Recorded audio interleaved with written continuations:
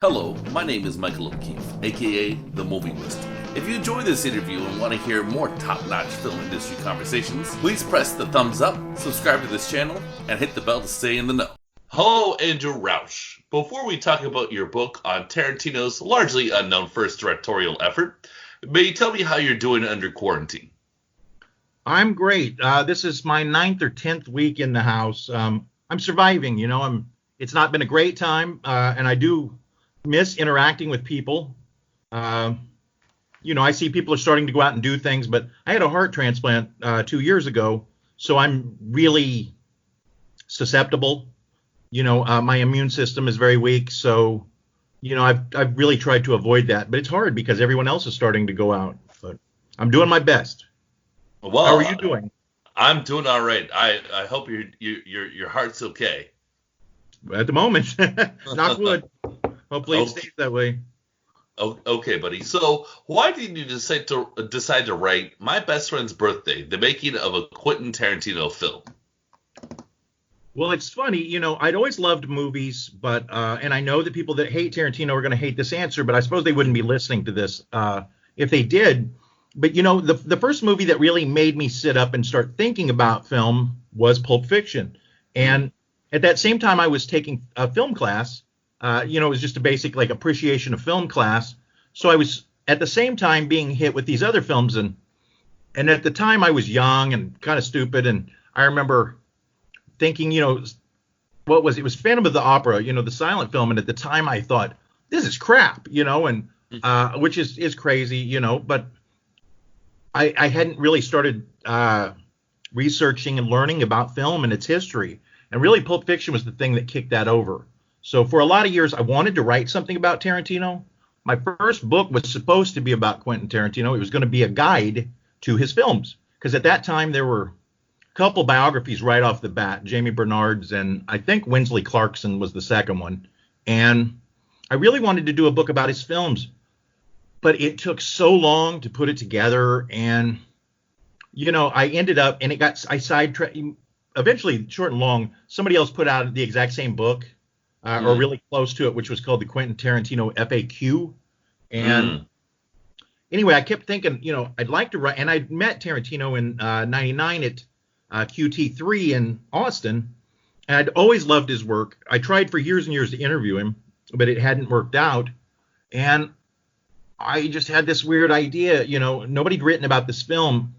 And don't get me wrong, it's not a particularly great film, what exists of it, but it shows the marks of what is to come. And I think it's important in the same way that,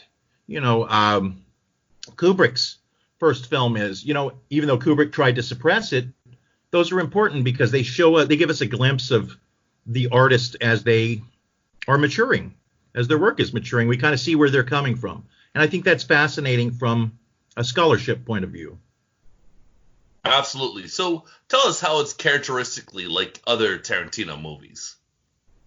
Well, there are a lot of the trademarks, especially of his earlier films, because his work has changed, even though people tend to lump them all together. The pop culture reference, despite the fact that the last film, Once Upon a Time in Hollywood, was about Hollywood, the just random pop culture references have died down quite a bit. It's hard when you're making a Western. It's hard when you're making a World War II film to fit in too many references. Now, there's one or two, and there are nods to other films, to Italian films here and there, and music used by them and such and such.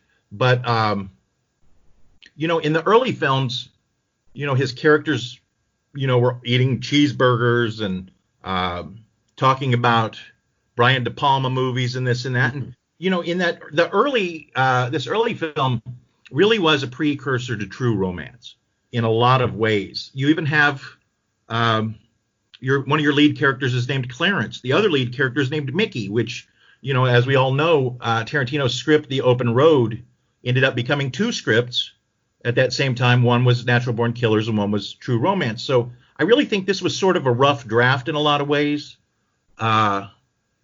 It's just it's interesting in that way. I've got to say it's more interesting to delve into the history of the film than it is in a lot of ways to watch the film, just because it's so rudimentary. And it's in that same way I had done a book on Herschel Gordon Lewis's films with Herschel. And I'm fascinated by low budget films, but they're not always fun to watch if they're badly done.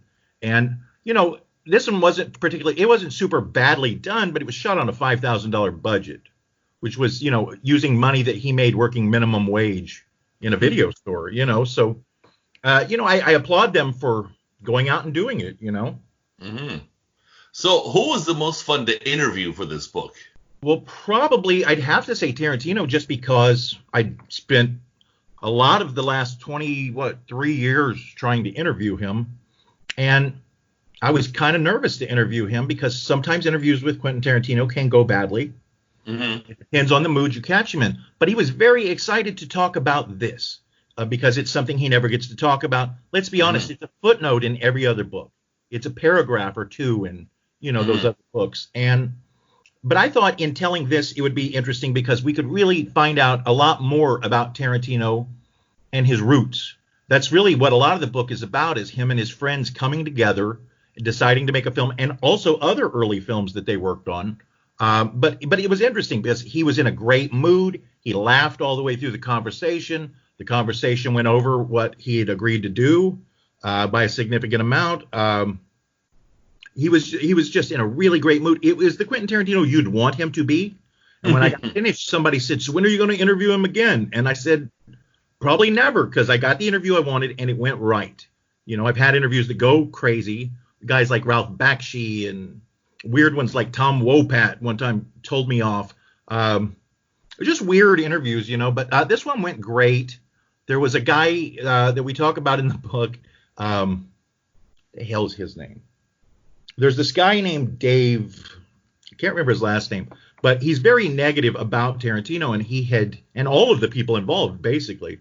And he had, at the time, tried to kind of shut down the production by saying, "This is the last take." And he was going to leave in the middle of the scene. So there's a thing in the book where they talk about they all still remember, "This is the last take." And it's sort of become a joke over the years. But it was interesting to interview him and see just how negative he was about all of it. And nothing against the guy, but his negativity really came through kind of clear. And it was interesting to hear. What is there a scene that stands out in My Best Friend's Birthday as maybe the best scene to you? I'm trying to remember. It's been a while since it's funny. You pay so much attention to a thing when you're writing about it, and then you get away from it. You're just kind of away from it for a while. Tarantino has some long-winded monologues in that are pretty great. Of course, he writes the best monologues for himself. Of course. And he's talking about, the best part is he's in the radio station and he's giving a monologue that's really nonsensical and hilarious about when he was a small boy and he was considering committing suicide. And then he watched a particularly good episode of The Partridge Family, and that makes him decide not to kill himself.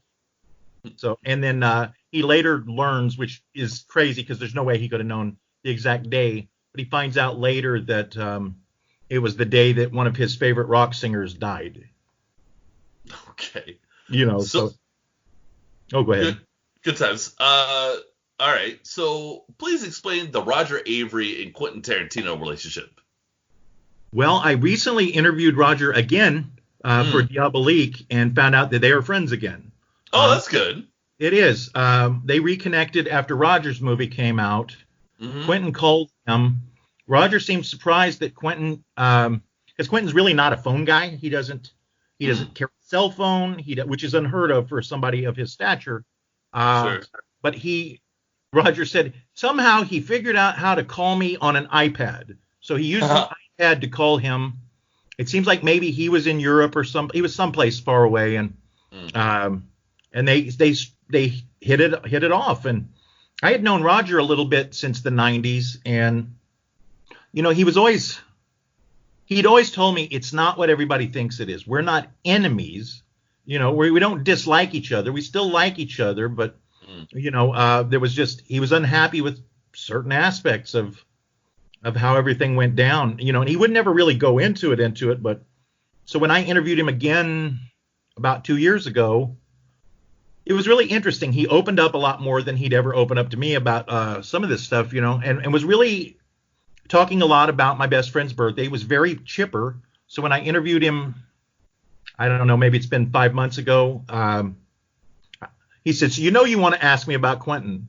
And I said, well, okay. And he goes, so we're having lunch this week. And I was like, really? And he says, yeah, we've been talking. So that's kind of interesting to see after all these years, them rekindling that. Yeah, that's a nice development. So, has Quentin reached out to you about the book? Has he read the book? Does he like the book? I really don't know. Mm. I know his mother a little bit, and Connie there was a page that she was unhappy about. I will say this. There was a part where it was not a real important part, but there was a part where it talked about his childhood.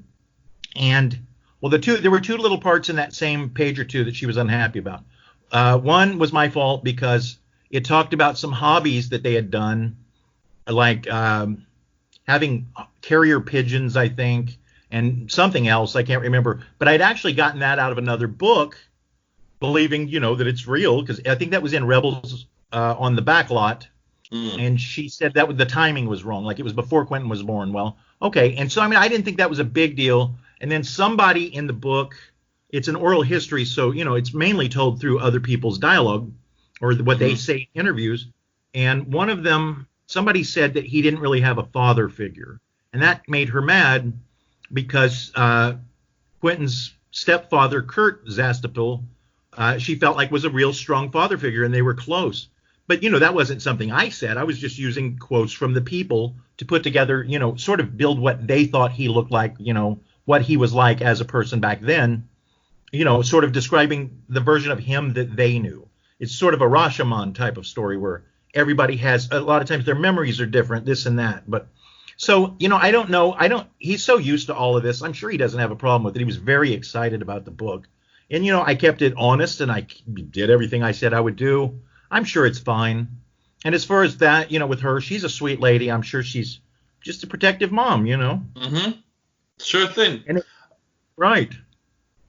All right. So, what are the applicable lessons from this book to aspiring filmmakers? I think the big lesson is to just push forward, and I think that same lesson is applicable. I tell that to people when when I talk about writing, is that just push forward. If you think you don't, if you sit around and you worry you wait for the perfect scenario to arrive in your life, it's probably never going to arrive. Everybody started somewhere. Everybody started with a short film or something that they shot low budget, like, Clerks or one of these movies, and hardly anybody, well, really no one just gets plucked without having done anything into Hollywood unless they're famous for something else, and so I guess that's the big thing, is just keep moving forward. And at the end of the book, Quentin kind of says something about the thing he was the most proud of was that he didn't give up after this film sort of fell apart, and I've had people comment on it being sort of an arrogantly put line. And, I don't know if that's true, but I will say this, he's right, because he really could have quit. And a lot of people would have quit after spending 3 or 4 years on this movie, only to see it fall apart and not be anything near the footage that existed being anything near what he envisioned. So I think that's the big lesson. How long did it take you to write this book? I don't know, about 2 years, year and a half, something like that. But to be fair, I'm always working on a lot of projects. This year we'll see the publication of my 40th book. So I've written a ton. And so that means I've always got multiple projects going. Like right now, I've got a book on Elmore Leonard. I've got a book on Joe R. Lansdale in the works. I've got a book on The Room, the movie The Room. Oh, nice. Oral history. I've got a lot of these. I got hired to do a book on the Melvin Van Peebles movie Watermelon Man. Oh, that's exciting. And then I've always got a couple of fiction projects going at the same time. So I bounce back and forth. Oh, and I've got a memoir with Erica Gavin, who was the star of Vixen, and she was in Beyond the Valley of the Dolls and Caged Heat. We've been working on that for almost 5 years, I think, 4 years.